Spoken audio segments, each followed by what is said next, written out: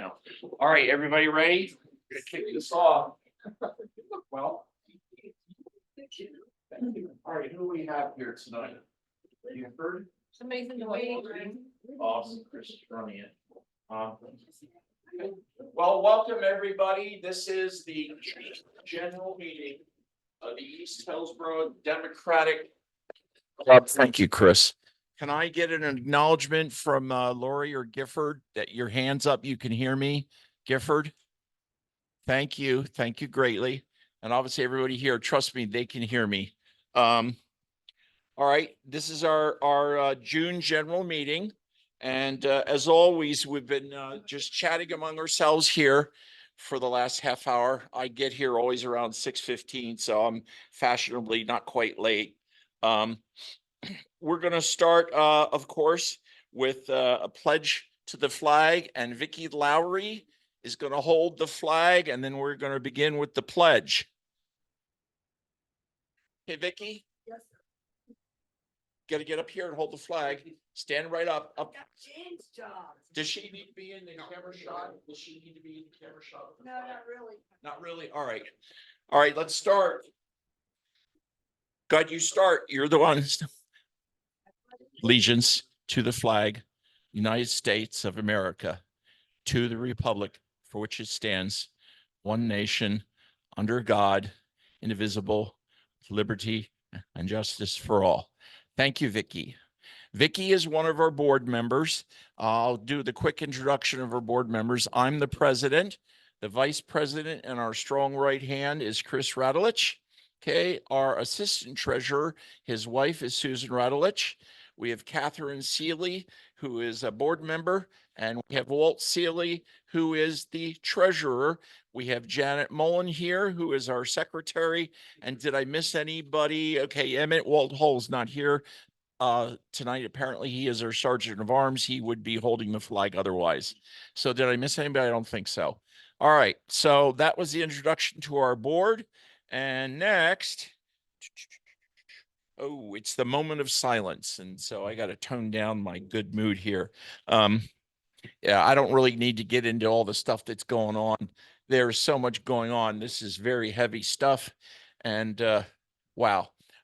So we're going to have the moment of silence for that. There is one bright note that I don't know if we do happy things in moment of silence, but I am an LGBTQ family. I have a non-binary offspring, and she is, they are paired up with a transgender Marine Corps vet from Afghanistan, and they came to me very concerned about the bill that DeSantis came up with, and it's affected their lives directly and personally. And they asked me to analyze that bill.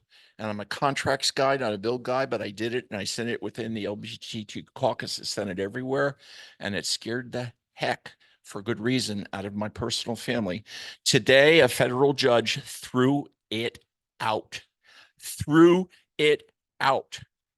So, you know, I know moment of silence is all bad stuff. That's good stuff, but let's throw that in there too, okay? And I'm not going to talk about Gaza and that mess and Ukraine and all that jazz, but there's a lot to be concerned about.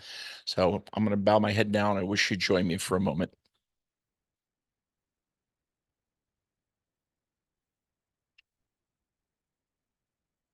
Okay. Now,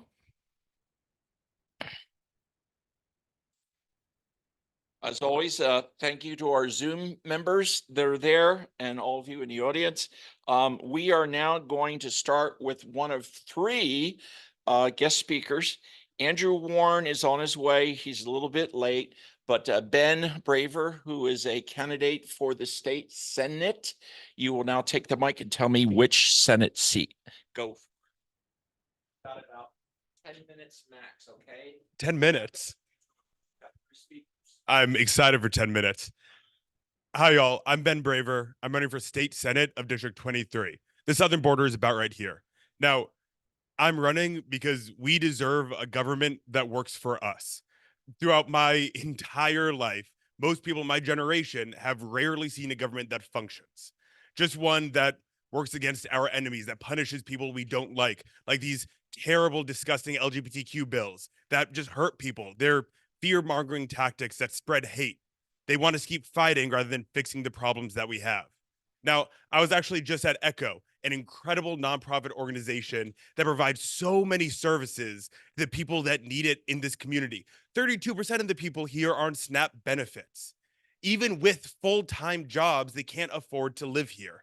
But Echo is a great service that provides countless opportunities to these people, getting them not only food, but getting them access to new jobs. The county commission this year just made them start paying rent on their building. They hadn't had to pay rent for the past 20 years, but the county commission couldn't stand they were doing their job for them, and they started charging them for rent. There are countless examples like this where our government is hurting us. Our government, from whether it's taking away our access to healthcare in many different fields, whether it's destroying our education system, whether it's underfunding our public transportation systems, they are hurting the people of this state. And we can do better. I'm a teacher. I love my kids. They are incredible people who work hard, but they don't have the resources they need to fill their full potential, which means their entire state can't fulfill its full potential. One of the things that I care about most is improving our environment, not just for the sake of the environment, which we should all care about, but because we need it for our economy, right? When we have 8,000 new residents coming in every single week, we can't sustain that with the current lack of a plan that we have. When we fully fund our infrastructure, we can actually get new people. Our home insurance prices are rising like crazy, 45% in just the last few years. 10 different insurance companies went insolvent since 2019 because we've been facing so many natural disasters. And all these expensive single-family homes cost tons of money to rebuild. All these huge lane expansions not only cost money to build, but cost money to rebuild. When we build smartly, when we actually plan for the future, it costs less, and our environment and our communities become more resilient. One of the things that I want to stress the most is that people keep on telling me this is going to be the hardest thing I have to do, running for office. But when I see y'all who really care about your community, who care about making it better, it becomes a lot easier. Everywhere I go, there are people who are passionate about improving their community, about helping their neighbors live better lives. Unfortunately, we have representatives that don't represent us, that work against our interests. We need representatives who care about us and who represent us. That's why I'm running. Are there any questions that y'all have? Anything you guys care about when it comes to your government? No? Russ? Well, a lot, yes. Russ? Radioactive roads, that's a great one.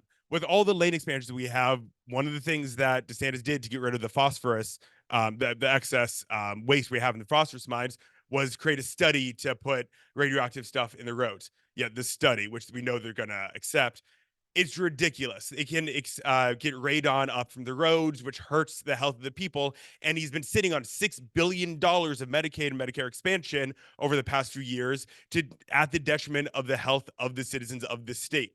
Everything they do hurts the people. It's crazy. When he was running for president, when Ron DeSantis was running for president, he built his campaign, he paved his campaign on the health of the citizens. Everything he did to show the people across the country, look how great of a president I could be, was just showing how much he could hurt the people of this state. It is insane. Yeah, okay. I get 10 minutes? That's great. I'm so used to being on a time crunch. Now, one other thing that I haven't been able to tell people about is that my opponent, he signed a bill that allowed the number of jurors you need for the death penalty to go down from 12 to 8. That is ridiculous. He's hurting the people economically. He's hurting our environment, but he's also making it easier for the state to kill us.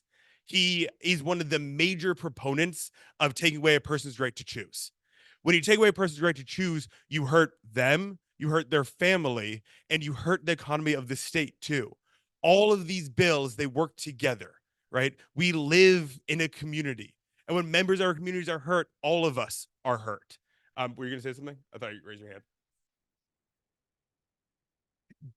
Danny Burgess. Now, here's the thing.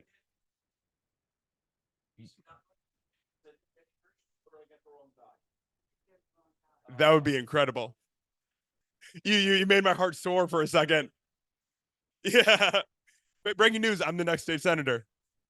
It's House.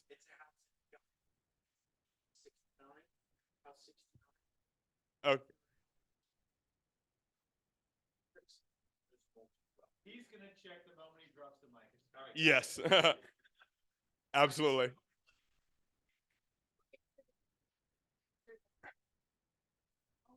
Yeah. Not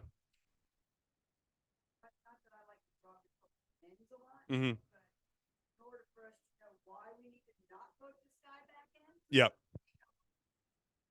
Yep. Yeah. And here's the yes, we need to keep it as a strong Democrat stronghold. It should be blue. We have blue values. Now, Danny Burgess, everyone I talk to says he's a nice guy. And that might be true, but he's a con man. He claims to care about the freedoms of the people, but every time we try to exercise those freedoms, he stomps us down. He claims to be for a strong economy when he underfunds our public transportation, when he destroys our environment, when he keeps wages down, lets monopolies take over our free market. He hurts our economy. Everything he says he wants to do, he does the opposite. And the reason is because he's funded by the home insurance lobbies. So he can deregulate the market so they can raise their prices on us arbitrarily. One of the things I hate the most is that you can't live on a single income anymore. It is disgusting. My parents worked hard for what they got. They're a professor and a doctor. They came up from moderate means and they got the American dream. I went to college, got a great education. I became a teacher right out of college, and I found out I have no way to reach their level of success. Doing everything I should have done, coming from a family that supports me, I have no way that I could ever afford a home in this market. All of my money is going to a corporate landlord. In fact, there are 2 million vacant homes in this state. With that huge excess of supply, we should see prices dropping. But we're not because they're keeping them as investment properties rather for places to people to live. Over the past decade, our state legislature has taken $2 billion away from the Sadowski Fund. That's a fund that helps build affordable homes that we can afford in the state. And those homes are beautiful, by the way. They're not slums and they're not projects people think about. They are beautiful homes that make that make a community that much better. And they've taken $2 billion away. That could have built 93,000 extra homes. That is a huge windfall for the people of the state. Right now, we have a deficit of over 500,000 homes across the state. That's how many new units we have to build in order to have a good market for people to actually be able to afford a home or even a starter home. It is ridiculous. Did y'all know there are 6 people that own $88 billion more than the bottom half of all of America combined? It's insane. And it's because legislators, like my opponent, have created a system that steals all of our money and lets it pool up at the top. It causes inflation. In Florida, we had 9.6% inflation last year. That's higher than the rest of the country. But DeSantis is going up there. He just went up there and said, look how great our education system is. Look how much money I just gave to the teachers. That money it doesn't cover our cost of living at all. That's money that we needed in there before, and that he's giving to us as some generous donation. What it is what we've needed, and it's less than what we've needed. It was already owed, exactly. And beyond that, I would just went to the negotiations with the Hillsborough County Teachers Association. We have to fight every year to get our raises because they don't do it automatically. You don't automatically get credit for the experience that you have. We have to negotiate it for it every single year. And the raise for the first 8 years that you're there is only $250. They punish experience. They don't want good teachers in the state because an educated citizenry cares about their community. An educated citizenry knows when they're being gypped and can fight against it. What they want are citizens that are living at the subsistence level. If everyone from my generation to elderly people aren't able to afford to live in this state. When you're living on a fixed income and you have that high of inflation, you can't afford food, you can't afford your home. Please vote for me because I want to create a government that works for us. I want a government that makes the best state in the best country in the world actually the best state in the best country in the world. We can have it. Every child deserves an exemplary education. Every person deserves to live in this state. All right, thank you all so much.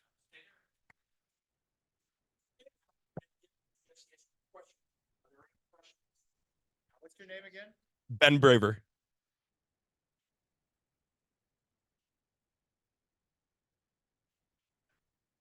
Yes. Yeah, so the question was, am I familiar with Medicaid expansion? Yes, I am a huge proponent of universal health care because it is cheaper for all of us. We spend 20% every year of the money we spend on healthcare goes straight to administrative costs because we have to pay that to the insurance companies. Now, if we didn't have that, we could actually pay for more healthcare. We've been sitting on $6 billion every year for the past, I think, 5 years. It could have been more than that, just because the legislators up in Tallahassee don't want to help the people in the state. They didn't want to give Obama a win, which is crazy because that win would have just been helping us. My mom is a doctor. She stays up till 3 a.m. every single day working on the paperwork, just the paperwork for her clients. That is ridiculous. She could be getting the sleep that she needs to offer the best service that she could possibly could. She could be using that time to do better healthcare for her clients. But instead, because of the ridiculous, inefficient insurance system that we have, she has to spend all of her time doing paperwork, not offering healthcare to the people who need it. All right. Thank you all so much.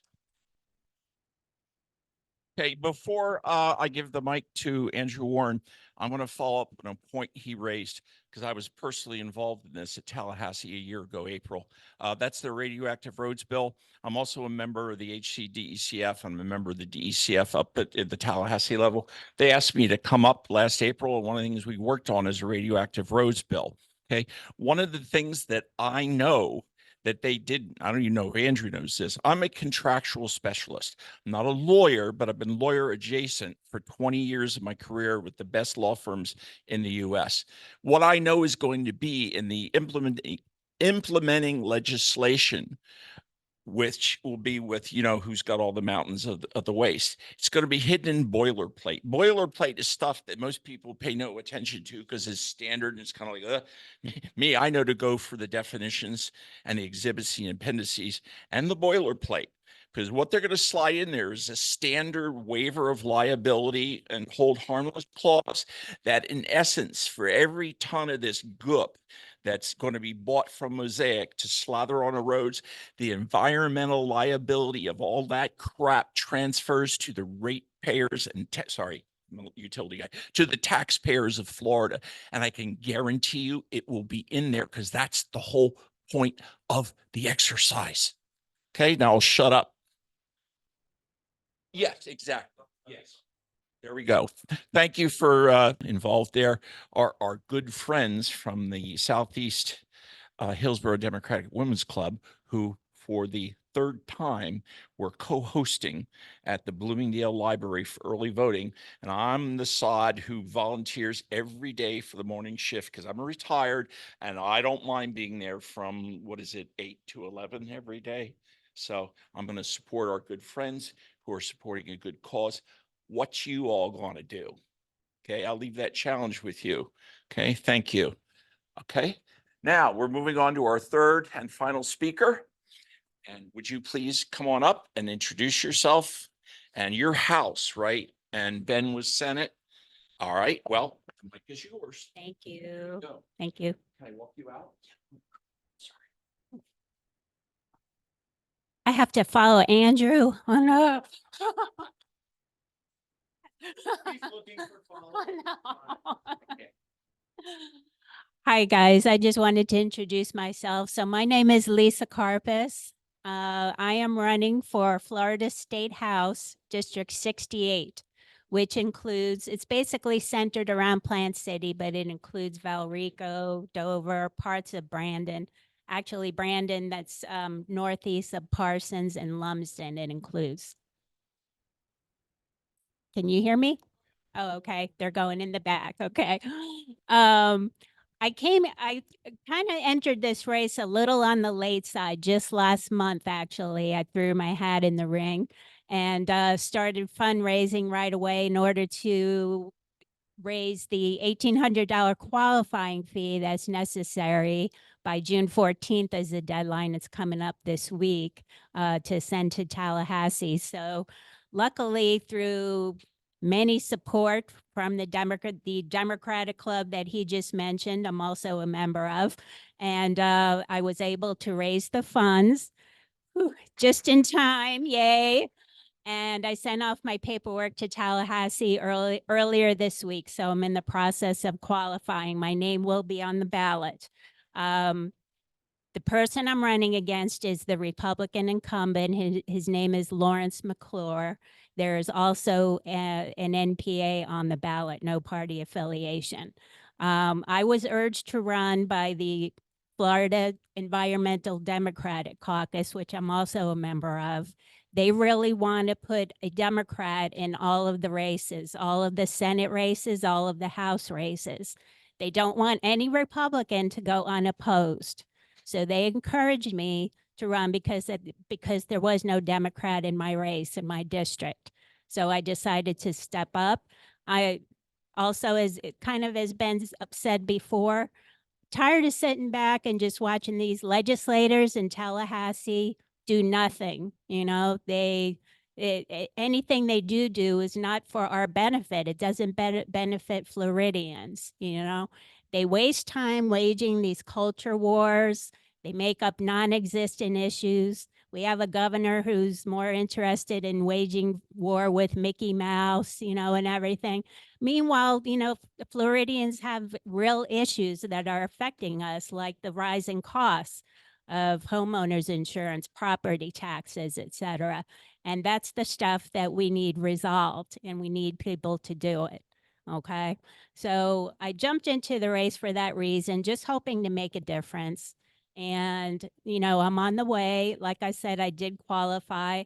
I'm still, however, fundraising, because after the qualifying fee, it doesn't end there. Then you need money for business cards, for websites, for T-shirts, for yard signs, all that stuff.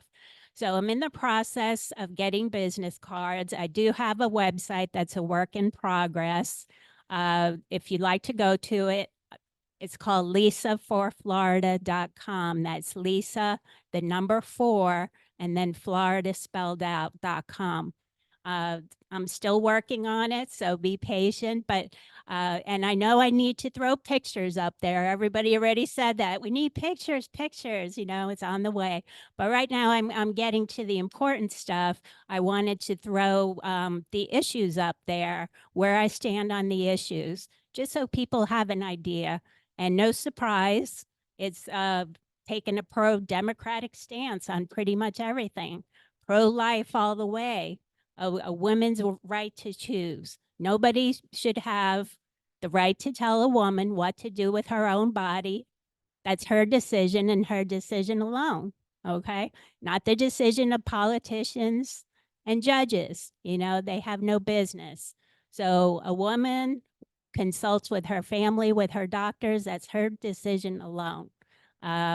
Stuff like that. Medicare, Social Security, that should be off limits. Seems somehow we're always getting threatened that, you know, Rick Scott wanted to sunset it and everything. They want to either do away with it or lower benefits or raise the retirement age. No, we worked hard all our life for these benefits, and they're off limits. Okay. And then, of course, being in the environmental club, pro climate change, definitely. It's real. It exists. It's not a hoax. As you can tell by these soaring temperatures we're having every day, we're almost breaking records every day. So it's real, and we need to do something about it. So that's just a brief summary of where I stand on some of the issues. Like I said, you can read more about it on my website. So please go to it and check it out, and you'll see more about where I stand on the issues. And of course, also there's a link to donate. So if you'd like to support my mission and help me go further, I would definitely appreciate it. And I'll bring business cards to the next meeting. Thank you. Yes.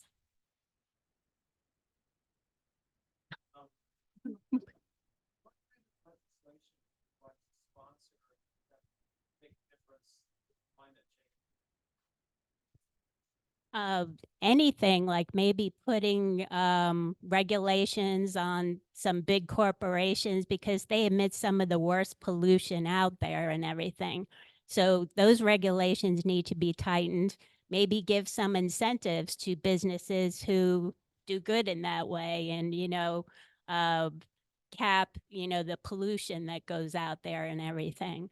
But we need to tighten it up.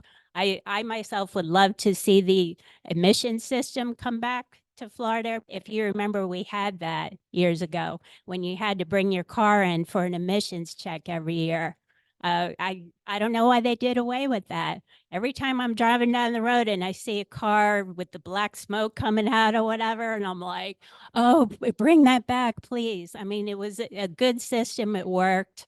And I don't know why they did away with it. I would love to see that come back. I think it would help. Yes. Very unpopular back in the 70s. But would you consider a reduction in the speed limits to help reduce greenhouse gas emissions? I know that's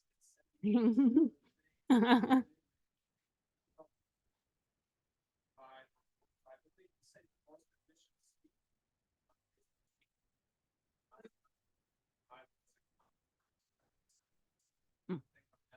Mm-hmm. Yes.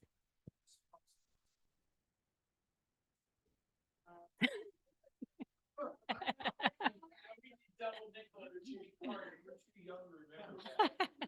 I will.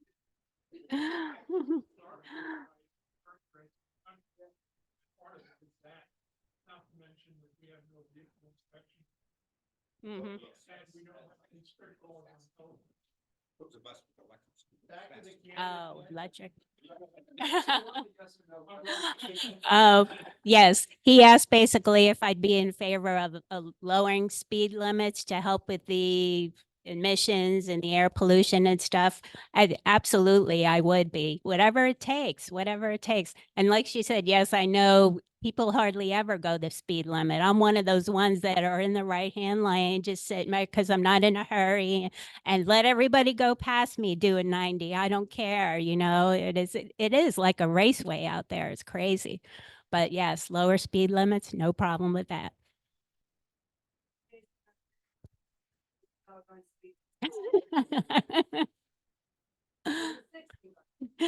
Yes, Chris.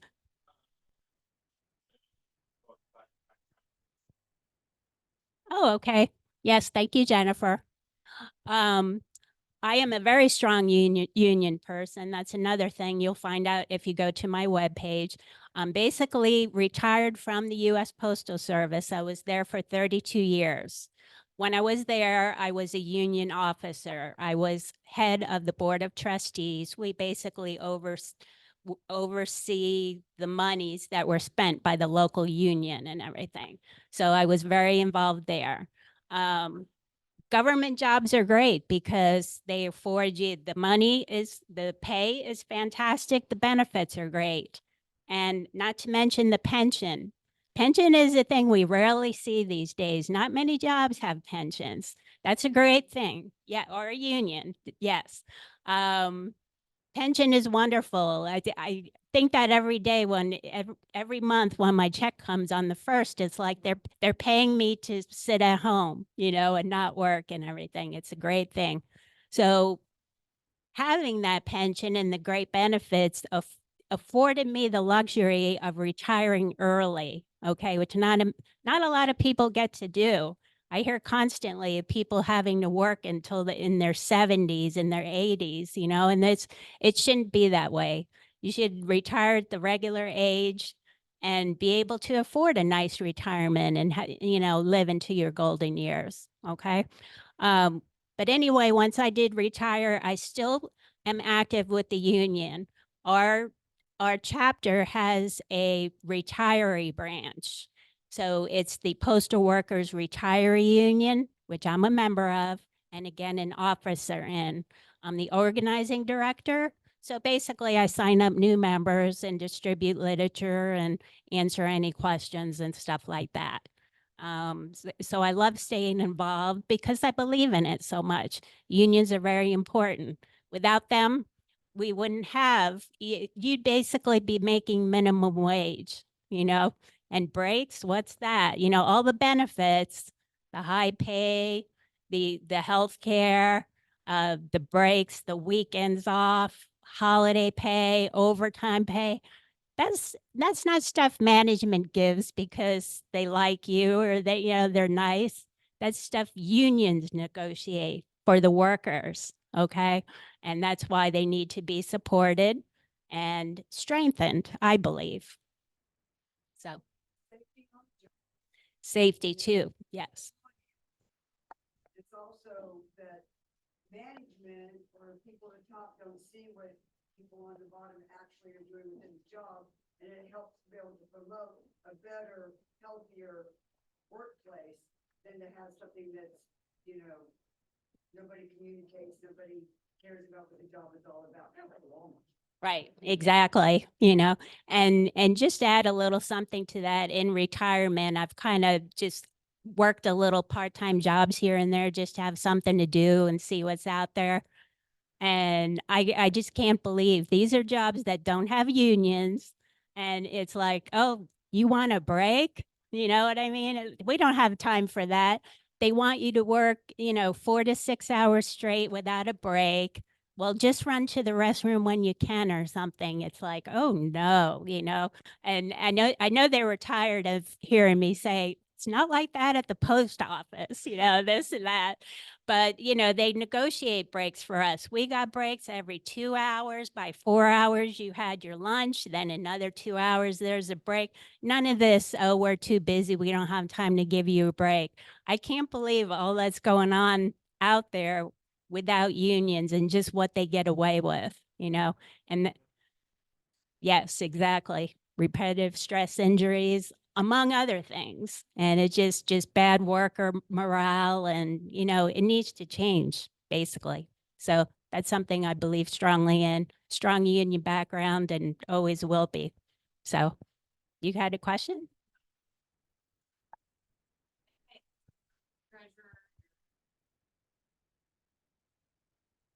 Right now it's just me.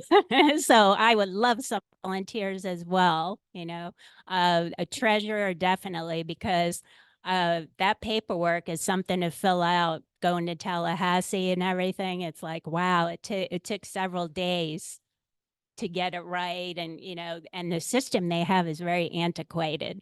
It's probably 20 years old and they haven't worked on it yet. And to get it to work right, So I would love help. I would love a treasurer. I would love a campaign manager, volunteers, anything.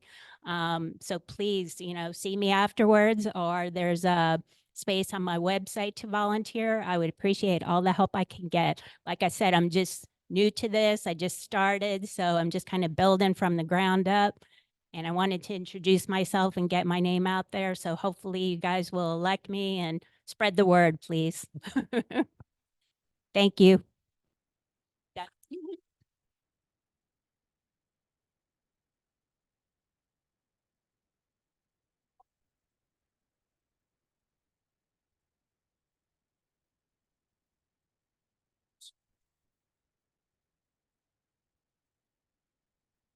All right. And Chris says if I push this button, this will just light back up. Well, not quite. Whoop. I'm sorry.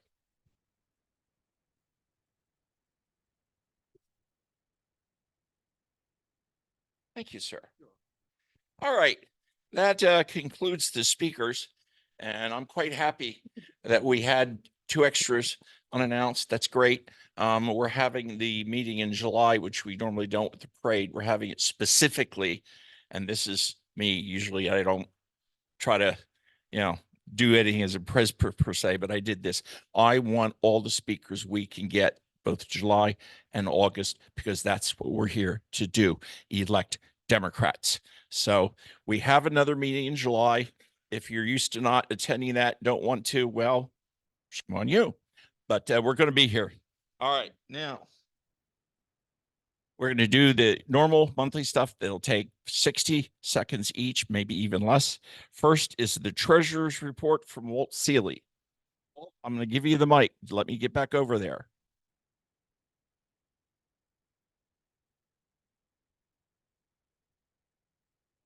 Our balance today in the bank is $1,206.05. And a thank you to Angela Lewis, who sent via PayPal some money for the parade, $50 for candy for the parade. Thank you, thank you, thank you, Angela. Anything else, Walt? Is that it? Is that it? Okay, well, you didn't say over and out, so now it's over and out. Now, Janet's going to see if she can be more succinct than you. It's a contest, okay? The minutes were approved at the board meeting.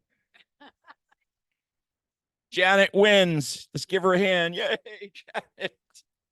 All right. See, that wasn't too painful. All right, now.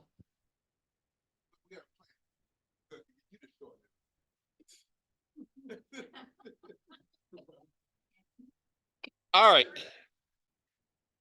All right. We have some old business on the parade, the Brandon 4th of July parade.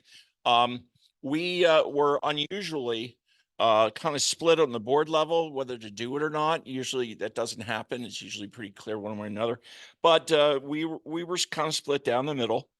And a suggestion was made, I think by Walt, was a good one. Let's see how many of our members respond to an email that Chris Radulich put out and said, hey, yeah, we want to be in the parade. And he got a lot of people who clearly opened and read the email. But we didn't get a lot of people that came back and said, yeah, we want to be in the parade. So, you know, it was kind of like, oh boy, now what? And Susan Radulich and Chris Radulich. Susan is treasurer of the South Shore Dems, and they're both members there, and they're the biggest club in the county. We're one of the smaller ones. And they said, look, I know that we can get the South Shore Dems to come over and work with us on the parade. And I did not know there was a longstanding relationship there that predates my, and this is the second year of my one term, because I was here for a trolley year. We had good attendance last year. We couldn't afford the trolley. It was a lot smaller, but notwithstanding it was smaller. Fran Bodman and some of the South Shore Dems showed up, and I didn't know to expect them, and I was impressed. So when Susan and Chris said, we know we can get them to participate, I knew their word was good. And we said, okay, going to do it. Further, the suggestion was made by Chris to remind me that, yeah, well, let's also not forget to invite candidates to the parade. And given what I just said, what I wanted, you know, July, August, we certainly, yes, we want to invite candidates to parade. And I've delegated to, not surprisingly, Chris Radulich. He kind of put his hand up for that, and he's going to do that one.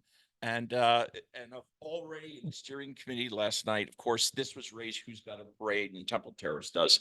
And Ione Townsend said, Reed, what's up? Because she got a draft of our board agenda, and we said, we don't know what we're doing. We're split. So she didn't know how it turned out. So I told everybody what I just told you, and Fran Bodman, bless her heart, stood up or didn't stand up at the Zoom meeting and said, yes, we're going to do that and we're going to be there. So we are having a parade. We are having fair amount of participation. I'm going to hand the microphone to Susan because she told me, and I'll let her tell you. And yeah, we're going to have a parade. Okay. And I authorized with them a massive $50 authorization as president to buy 2 bulk packs. And don't you dare laugh at me, because Walt said, don't Republicans do that? We're buying packets of the Constitution. Okay. And the Declaration of Independence. Don't you laugh, because I approved it. Okay. And we're going to hand those puppies out. Okay. So now I'm going to give this to Susan and tell you her conversation that she had with Fran. Hi, I'm Susan Radulich, and I'm assistant treasurer. We got a lot of support from South Shore. They are promising to walk with us, give out candy, be there for us. I got a board member to sit in the car with me and give out candy, as well as myself. And I am very, very happy for the support that we're getting from South Shore. And I hope we can get the same support from East Hillsborough. Thank you. All right, now it's my turn. I'm the president, And I'm asking this club, will some of you please consider coming to the parade? We're going to have walkers for those of you, and there's only a few that need walkers. We have rides for the few that can't even do walkers. But if you could show up, I would really, really appreciate it. Okay. So there's my official plea. I'm not going to get on my knees, but consider that I just did. All right. Okay. That is all the new business, unless I missed something. The board members are going to remind me. The parade actually starts from 10 to and goes till 12, and depending on where you are in the line is how late you get out of there. I mean, if you first in, you'll probably be out of there by 10:45. But if you're usually where we are, we usually end up somewhere around 11:30. But we have to decorate the vehicle, so we have to be there at 8 o'clock in the morning, and we go to the La Villa, I think it is, La Viva Mall, which is located on Kings and Causeway, Lumsden. Same And thing. I'm going to ask the treasurer to authorize me to buy some coffee and donuts or something. If we're there, at 8 We need water. Well, yeah, that's the parade. But beforehand, Okay. I want some. So coffee and donuts, if okay? we could have the walkers have to show up by 9 o'clock. We have to be in position with the car by 9 o'clock. We don't unfortunately have a lot of room for any. In fact, at this point, every one of the riders has been decided. So we have room for one more person. Other than that, it's a walking thing. We'll also need to put some cars back at the Publix on 60 where it ends to take the people back to the shopping center. I will So- be walking. I will be there. President's got to be there. I'm going to be there. So if you can show up at 8 o'clock to help do the vans, don't show up by 9 o'clock, and at the latest, show up by 10. Are we done with the parade? Yes. All right. That's the end of old bit. Sorry. So We can't throw anything in this parade. I know in Temple Terrace, you can throw out anvils and, at the people, but here you cannot throw anything. That's why we need people to give out, to literally walk and give out the candy hand by hand by hand by hand. we did that last year. Hey, Vicky has a question, I think, for you. Remember the music? Yeah, I never forget the music. That you No. don't like my patriotic music? I was in the back of the station wagon. It's not doo-wop. It's all patriotic things from one album. Not doo-wop, a little doo-wop, not a lot of doo-wop.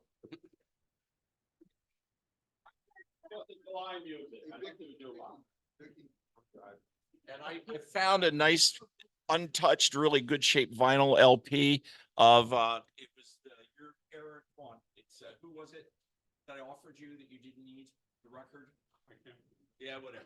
It was a doo-wop era record. I got it at Goodwill for $2, but he doesn't do vinyl anymore. So I'm going to donate it to the Progressive Caucus at, they have door prizes, which by the way, was my idea when I did it at the general meetings for the DEC, and they're doing it, and that's great. So I just joined them and was at the last meeting last Thursday of last month.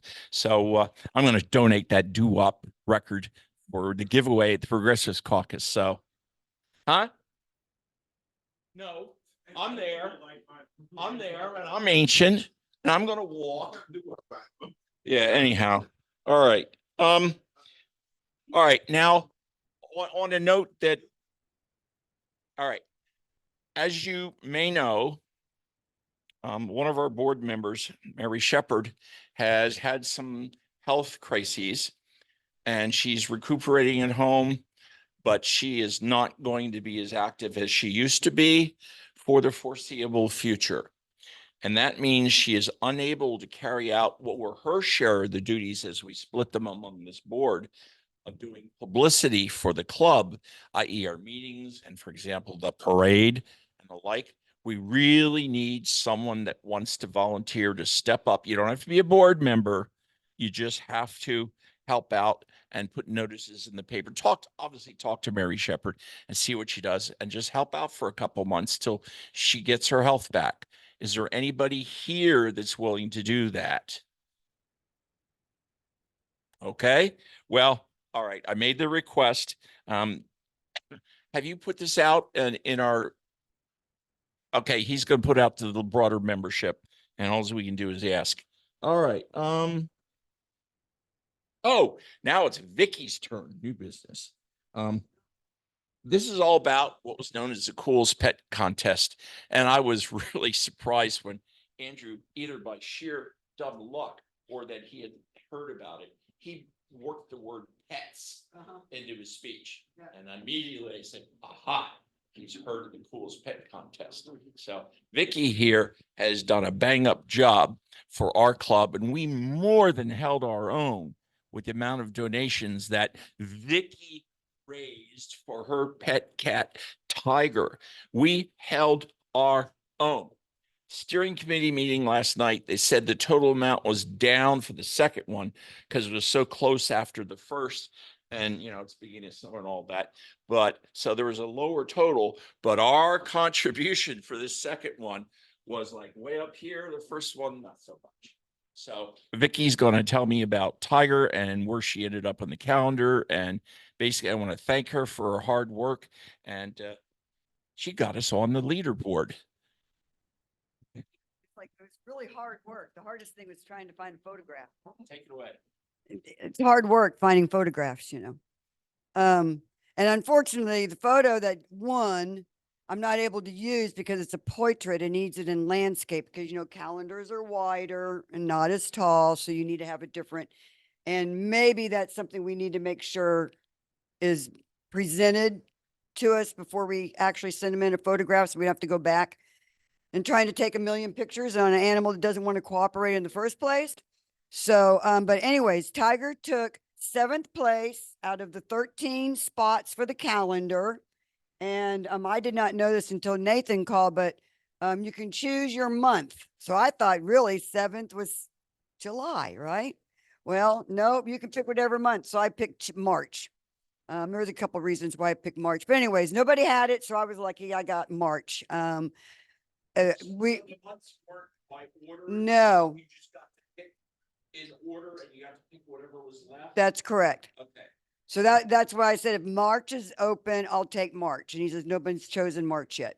So I was really kind of surprised by that because I really did. I thought we were 7th. I didn't mind July. I mean, we're on the leaderboard, and the leaderboard is brought in by every $5 a person donates to a pet. Puts you on the leaderboard. So every $5 is 5 points up the ladder. So we raised $400 thanks to East Hillsborough. Everybody, the club gave us $100 to kind of get us our momentum going. And yeah, we did. We really had to pry it out of Walt. You think it was his own money out of his pocket. But anyways, so I was really happy that we got on the leaderboard. First off, it's a big challenge because everybody's collecting a lot of money. You know, so I hit the $400 mark and I thought I was doing pretty good. And there was only a few others that hit a little bit above that. So it was 7th in position. Yeah, of the most money earned. 12 got to be on the calendar. 13. 13 first animals on the front cover and then the 12 months. So it was really nice. So if you think about it for next year and you got a pet, and you want to do a photo, you know, pay attention to the deadlines. It was a little late when I found out about this, but anyways, but there's a reason why we need to know things. And that is because when you pick up the phone and you go to your emails and you put in some information like East Hillsborough Democratic Club, which Chris does a great job in trying to keep information out there. If you do not get this, and we just worked with Miriam today, trying to get her back on the list. She wasn't getting anything. It's extremely important. So like right here, which is very important, countywide survey. This is important right here. Countywide survey. You know, and Chris makes it very easy. Need to remember, go in and open up the email to East Hillsborough Democrats. Not only does Chris do a great job in getting it out to everybody, but it doesn't just go to paying dues members right now. It goes out to anybody and everybody we can possibly get it to because we need those people to get involved. So not only do you have the Hillsborough County, but here's the information on postcards, mailing postcards. What a simple thing to do if you don't want to leave your house. mailing postcards. And it is on your dime. They send you the draft. They tell you everything you need to do. All you do is purchase an amount or the stamps, one of the two, and then you just mail out. Great way to be able to touch, anybody and everybody that you normally can't get a hold of by knocking on doors, which, Saturday we knocked on doors. It didn't go too well. No, we didn't have a list. We kept hitting all those daggum Republican doorknobs. We went right up here at Lakewood, Apartments. No, 7. So, no, what is it? No, what's, no, Javier. Right, you were there, I'm sorry, I can't remember your name. Glenn. Lynn was there Saturday also. See Miriam? And I wasn't going to really get into it, Lynn, but now that we're getting into it, and I think you noticed that I was a little disappointed. Not only that, but Miriam is another member that's been sick for a while and has been having a lot of health issues, but she gets out and I don't push her. I send her the information. I say, you better come with me or else. No. But she always is willing to step out because she knows how important it is. And if everybody had that same momentum, somebody that needs to get up and step out, it's a great exercise. It's a great way to meet people, but you've got to have the proper, my friendship. Yeah. I'm always friendly. I stand to talk to anybody. I get in trouble I got $30 in line the other month for the cat picture. So, just standing in the grocery line, and they're giving me, and actually in exchange, not to get off subject, but there was a couple, they were talking about their LGBTQ calendar and their dog won the calendar. And they were standing in line showing everybody the picture of their dog and their little outfit on the calendar. And I turned around and said, oh, I'm with East Hillsborough Democrat. And we went and we have A. And so I pulled out my picture and we started. So they gave me $5. So I thought that's it. There's a way to be able to converse and have a conversation and engage. And they already said they're voters. They do everything, because I'll continue the conversation. But anyways, just to get back to what we were talking about, need to make sure you get on East Hillsborough's page, look at what you find on there that's interesting. One of the things that I find that I'm going to be doing, I just haven't clicked on the link yet, and that is to be able to drive people to the polls. We did that during the Obama era. That's how Florida won what we won. That's how Hillsborough County won what we won. We had thousands of volunteers out on the streets, and I'm going to give it to the teachers union. Okay. We had teachers come from the AFT to other districts in the state of Florida, and they came down here and we fought to get Hillsborough and keep Hillsborough where it's at. And we had a lot of great people elected. But in the Obama era, we had people who are not, just like today, don't have a way to get to the polls, and they're scared about mailing in votes. Do you know that people are scared about mailing in their votes? Yeah, we know why. Yeah, you never know. They just feel it's never going to make it to the election supervisors. They think that somebody's going to steal it and that's going to go in the trash. Right.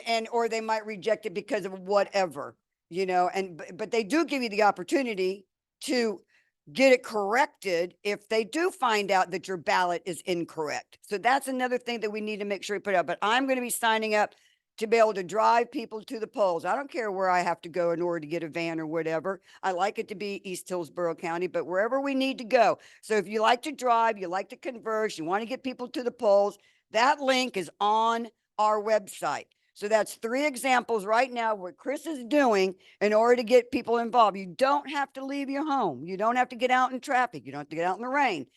Just look at what Chris is putting out there, find something that can be passionate about, and let's get the job done. We've got to get the state of Florida back. And we already know we have that input.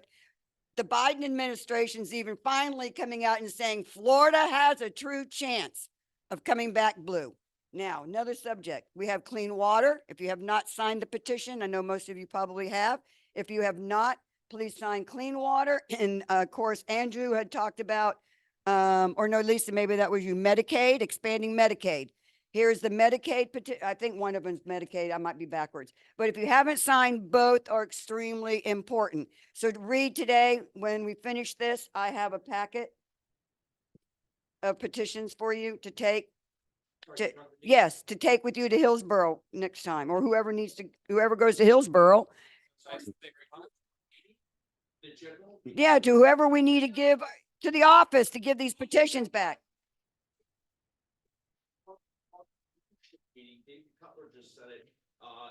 Okay, so you're gonna have these, and then make sure you don't forget them, because they need to get in, okay? No, these are all good for the next couple of years, but we don't want them hanging around. All right. Anything else? No, but I would like to say thank you for the 18 of us that did show up tonight. I mean, I think this is probably the largest since Susan Valdez came. So, you know, whatever. Yeah, and we did. And we pushed it. I mean, everybody I talked to, I pushed. Andrew Warren, you know, didn't know about anybody else, but you know, we knew who was coming. That's a good thing. When we have surprises, it's even better. Yes, Susan.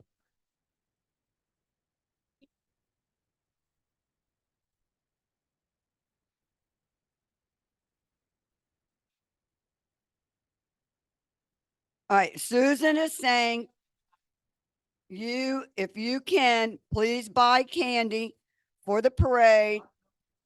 Yeah, not no, like Dum Dums or bubble gum, non-melting candy. And get them to Susan and Chris Ratlich. Any other questions? Yeah. Is that the top?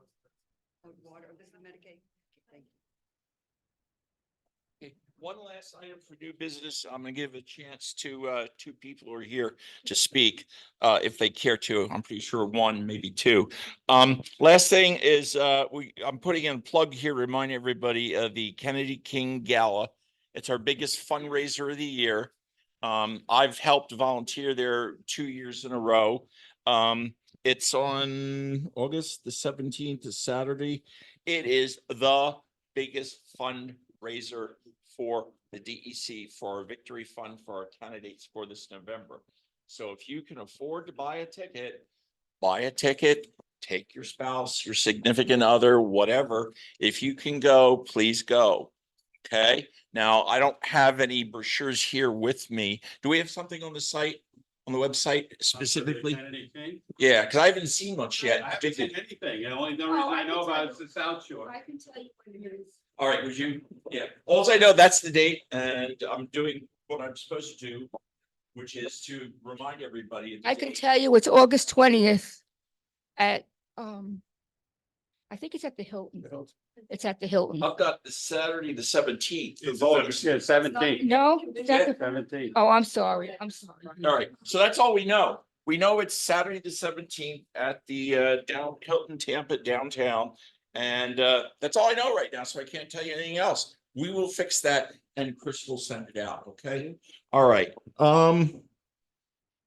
That is, future speakers. I've got Nancy Milan lined up for July. I've got Sydney Stewart. She's committed to speak, and I got to follow her because she had to pick whether it was today, July, or August. And obviously, she didn't pick today. Good that she didn't. I got to get her to commit for either July or August.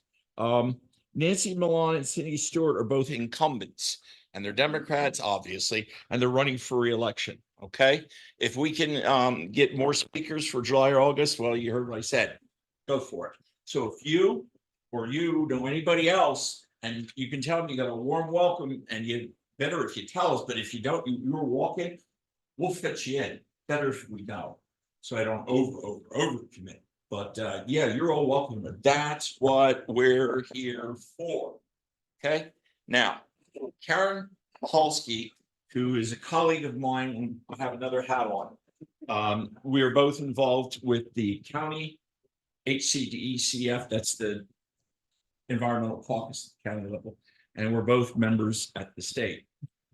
Russ here is also a member of the county DECF. Are you a member of the state level? Yes. Yeah, that too. I just didn't know. Karen, I'm going to give the mic, and If she wants to talk about anything other than the DECF, fine, but I think that's what she's going to talk about. And I will give Russ a chance if he wants to talk also about what's going on with HEDCF. And there, of course, there's TICO issues and or anything else that comes to mind. Okay, so we'll start with Karen first. What am I supposed to talk about? The DECF, the Hillsborough DECF, the TICO. Oh, the TICO. Okay. Okay. Just wanted to make sure. I just want to make sure. Lisa's one of our members. I hope that the DECF is providing you funding because they have a PAC. So I hope that they're supporting you. They should be supporting you with more than, treasurer and all that stuff, because we had a meeting and I asked specifically about that and they said that they would. So go back to them and push them, holding them to their word. So they're not holding you out to struggle on your own, because a struggling Democrat isn't going to be a successful Democrat, right? Right, Vicky? Okay. So, if anyone doesn't know, Tico and Duke are both having they requested the largest rate increase in history, in their history.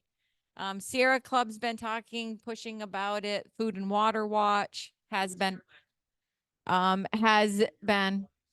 right. And so the others, I'm not sure if Food and Water Watch provided you with this information, but there's also industry who's opposition of this. So fuel retailers have lawyers and they're fighting this. And why would fuel retailers be?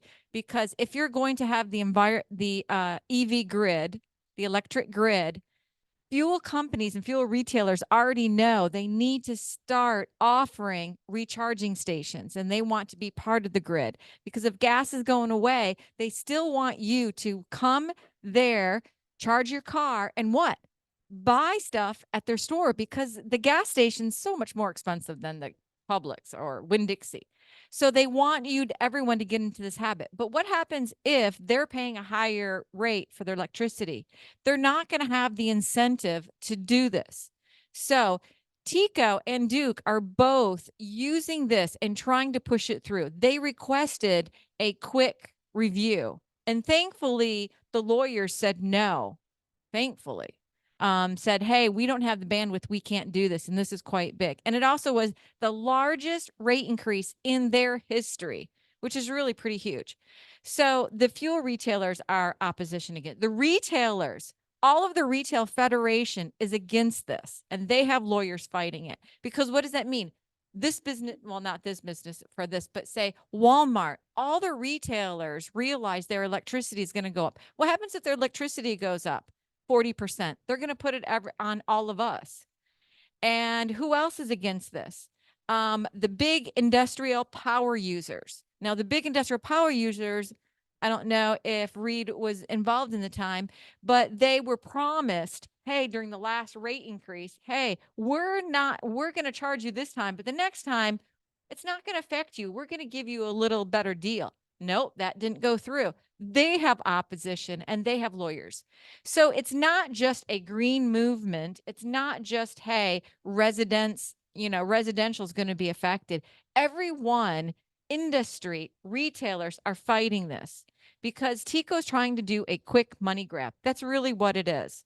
So they had remote sessions yesterday. They have remote sessions today. On the Thursday, they're going to have it in person at Brandon. You have to register for it. But those are in person. You can email the Public Service Commission, and I'll give Reed the docket number, anytime, every single day until this is done, which is at least the dates go until the end of August. You can email them every week. You can say, hey, this is not fair. Hey, this is going to affect this business. Hey, I heard about this. You can put your voice for it. Now, the big thing is that the county has nothing to do with this. This is at the state. On a bigger picture, we have to flip our governor and we have to get Lisa elected because we need to stop the supermajority. We have to start putting Democrats in the state and in the House, no matter what. No matter what. If Lisa isn't, she's not wearing a nice, pretty shirt, who gives a crap? If Lisa is like, man, I'm super union, and you know what? I'm not against union. Who cares? Who cares? We have to get Lisa elected. Yay! Oh, but I'm sorry, I wasn't here for Ben. So yes, Ben too. Ben too. Senate. Excellent. So it's really, no matter what, because guess what? Democrats are going to support Democrats. The environmental group is going to support both of them. What happens? Reed and all you guys are going to support. We're going to support fellow Democrats. And that's really what it is. Okay, Reed, what else do you want me to chat about? Question. On Tico. If not, do you want to talk about anything? Or are you okay? I want to talk about something. Yes. Could you please give the mic to Yes. Russ Miller? Oh. But I had heard that they weren't gonna put rates up on business. Pardon? They were not gonna raise the rates on businesses, strictly residential. Uh. I read that like when the first came out. That's what I first heard too, but evidently that wasn't Did I accurate. send it to you? 'Cause I Yes, you did. did. They're gonna shift it from the business to the ratepayers, but apparently that was not good reporting. Oh, really? So, Yes. Okay, well, good. I'm glad to hear that then. Well, Why- yeah, Yeah. we're not alone. It was Right. just- I mean, I would say that's not accurate, because why would the power users, so the Florida power users, industrial power users, why would they put lawyers into it? Certainly not for you and I. Why would the fuel retailers get involved? Certainly not for you and I, so, yeah. This is not anybody, and the big guys are on our side. It's Right. everybody against Tico. Right. By the way, look, Mark, Tico is kind of the big brother, and Duke is one of the big brothers, and the biggest brother of all is at P&L. Right. I'm a former assistant treasurer at Tico, okay? So, now that was early aughts, and I've never lost my soul, but I'm a Wall Street managing director before I came down here to work for Tico, so I'm a dark side player. We've managed to keep my soul. I know how they work, and that's why I'm helping people like Aaron on the Sierra Club side. So you see, you got the dark sider who knows how the game is played, and the people fighting for the right and the light. Works out pretty well. Cool. So, you can just merely write an email and I'll give it to Reed and just say, hey, I oppose this. This is an unfair, because what's the requirements for the Public Service Commission? Just, fair, and reasonable. Those are the requirements. Those are the 3 words you have to say. This is unfair, this is unjust, and this is not a reasonable request. Swamp. You got your own power bills to try to keep down. I mean, it's not like you care about this one way or the other, right? All right, last to speak, and then we're done for the night. I've had a good meeting. I hope you have. Russ Miller, you can tell us what he did do, and maybe talk about the governmental caucus or whatever. There you go. Hi. Good to see you, Emmett. I think most of you know me. I'm a precinct captain up in 585. That's in Lutz. I'm a district leader in District 5 of Region 4, which is all gobbledygook for the area, including USF and to the east along Fletcher Avenue. I am a member of the Black Caucus. I am a member of the Temple Terrace Dems. I am the vice president of the Temple Terrace Dems. What else am I a member of? There's another progressive caucus. And up until about a week ago, I was the volunteer coordinator for the Hillsborough County Democratic Executive Committee. That meant that I helped recruit a lot of people to come into the Democratic Party, people who signed in through the website wanting to volunteer. I helped encourage them to become precinct captains. I would go out and canvass with them, train them to canvass. I am also the reach trainer for the Hillsborough County DEC. There is one issue which I think is very non-controversial, but there was a disagreement with a handful of people who thought it was. But I'd like to see a show of hands among Democrats, especially. How many of us think genocide is bad? Excellent. I knew it. I knew it.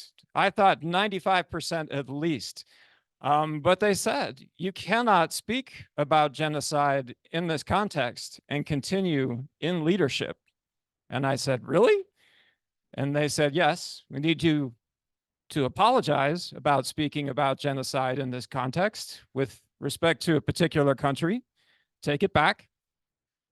Don't talk about it anymore until after the election. And I said, well, I'll stop posting on Facebook. And they said, that's not enough. And I said, let me think about it. So I thought about it overnight. And then there was a bombing in this particular country, and a lot of people caught on fire. And I just said, the hell with it. I'm going to start posting on this topic again. And if you think that's wrong, too bad. And they said, well, then that means you're resigning, right? And I said, no. And they said, well, I'll have to relieve you of your duties. And I said, okay. And I could use all the energy I was using before to raise this issue and say, our party is right about a lot of things. I am voting for President Biden in this election. I think he's wrong on one thing. I am not voting for a third party candidate. I am working to elect Democrats across the board in every office. But I am asking us to do two things. There is a website called Genocide Watch, and they have a 7-point pledge that I'd like everyone to look at because it describes what genocide is. And it says the most important thing you can do when you see it happening is speak up until it stops. I think we can signify as Democrats that we want our leaders to do that.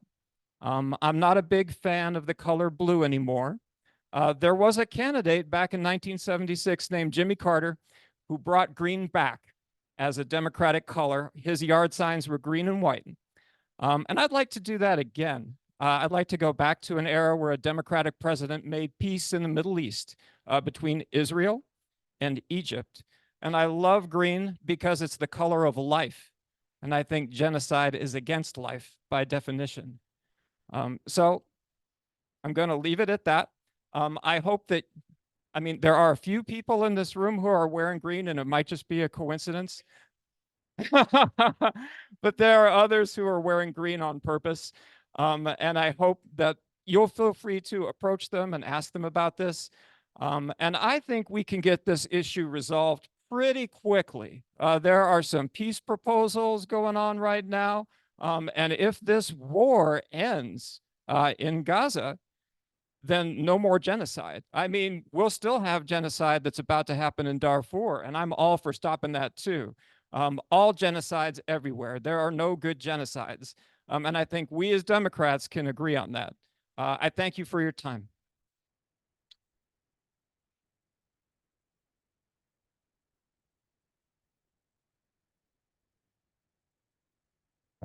Is there anything that the Zoom audience would like to ask a question on? Anybody at Zoom? If not, I'm going to close this meeting down. We've run over a little bit, but for good reason. Oh, I'm sorry. Yeah. First I want to say thank you, Russ. It's incredible. I admire your conviction all the time. Also, I just want to plug my website again, benbraver.org. We need all the donations we can get. Danny Burgess is a terrible legislator, as you all know. And I wish I had flyers out, but I gave them all out, and I need more donations in order to print flyers. So if you want to add to the flyer fund, please go to benbraver.org and donate anything you can. Thank you so much. And thank you for welcoming me here. This is an incredible club. Y'all are so friendly. Resigned. If he's on the, I should have it on the candidate page with the, that if he's not on there, I'll make sure you're on there, but that this video will be posted. And, you know, so all that information will be going out. Would you please finish it up Sure. for me, Chris? Okay, does anybody else wish to speak and say anything? Then I make a motion to adjourn. All in favor? Wait a minute. Oh, okay. Yes, we have, the people in person have a raffle.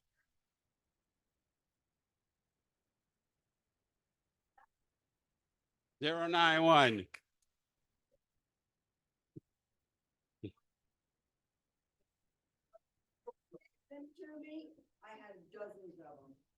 Biden and Obama, Biden. Hey. Biden.com. All right. Vintage clothing is retro. Wait a minute. Let me have that. Now, hold the mic for a second. Just make sure everybody gets a good picture of it. Thank you. All right, now. Vintage Is- 2012, not vintage 2008. Are we done? Oh, 078. Me. That's me. Didn't think a president was allowed to win anything. Is it like a new photo album for your granddaughter or Or, thermometer? obviously. Oh, you can put that picture in there, I sent you. Yeah. By the way, my 18-month-old granddaughter, who I use my smartphone, I'm raising her while my LGBTQ family goes through some stuff. She One more. learned to use the finger pattern to unlock my phone. She's learned to open the phone app. 84. She goes to the picture of her mom and my son, and they got calls from the 18-month-old, who then called my wife, who I just called now. And they said, Lila's got dad's phone and she's called us. My one youngest daughter was working at the checkout at Winn-Dixie, and she got a call from an 18-month-old twice.